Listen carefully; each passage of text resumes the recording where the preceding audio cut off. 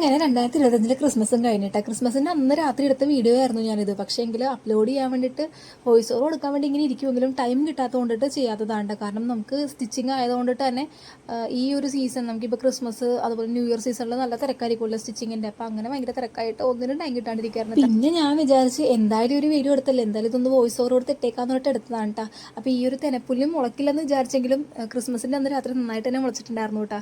അപ്പോൾ ഇതാണ് നമ്മുടെ വീടിൻ്റെ ഒരു ഫൈനൽ ലുക്ക് എന്ന് പറഞ്ഞാൽ. നമ്മളിത് ഡെക്കർ ചെയ്യണതും അതുപോലെ തന്നെ ക്രിസ്മസ് ട്രീ സെറ്റ് ചെയ്യണതും ഒക്കെ വീഡിയോസ് എടുത്തിട്ടുണ്ടായിരുന്നു. അപ്പോൾ അതിൻ്റെ ഫൈനൽ ലുക്ക് ഇതാണ് കേട്ടോ.